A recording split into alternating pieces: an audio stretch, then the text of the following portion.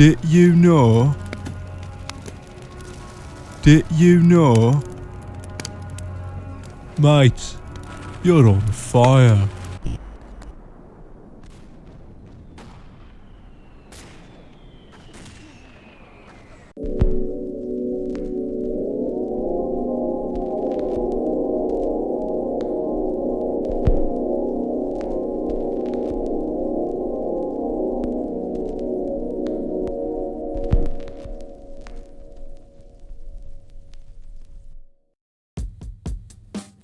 Welcome to Yume Nikki Likes, my show where I play and review Yume Nikki fan games, because we all know I don't have anything better to do.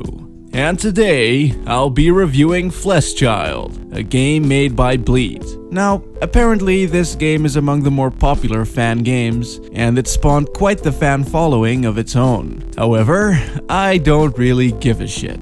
So let's get reviewing already.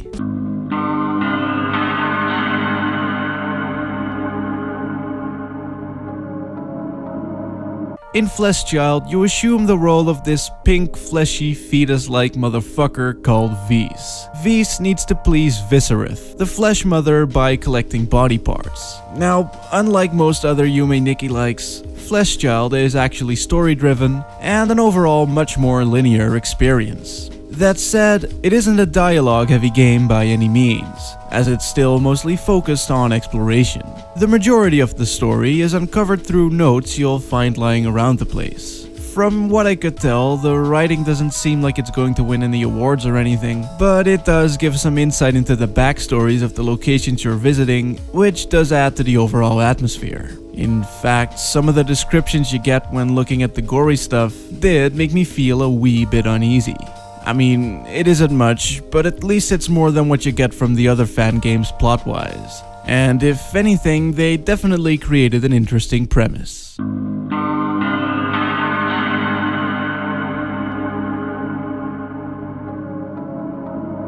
Thing is, in this game there are two worlds. The real world and the dream world. In the real world, you go outside at night to find body parts, which you do by brutally murdering innocent people.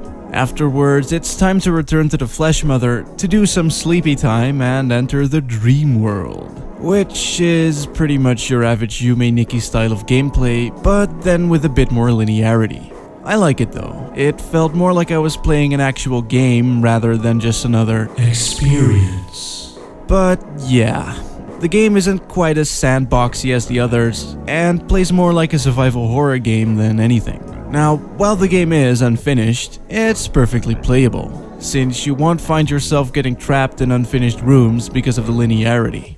The game just ends with a message saying, "This is the end of version 0.1. So it's more like an actual demo rather than an early access alpha or some bullshit like that.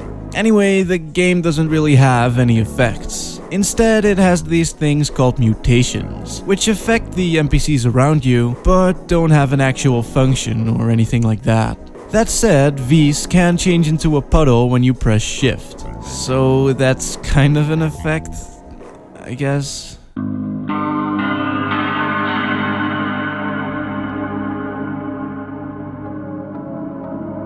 Now, when I first saw screenshots of this game, I wasn't too sure about the visuals. But combined with the music and the overall angsty vibe, it actually works out pretty well. I mean, just like the gameplay, it strays pretty far from the standard Yume Nikki template. So it has a lot of bright, clean pastel colors, which contrast nicely with all the gore and bloodshed. And if anything, it brings a pretty unique look to the horror genre.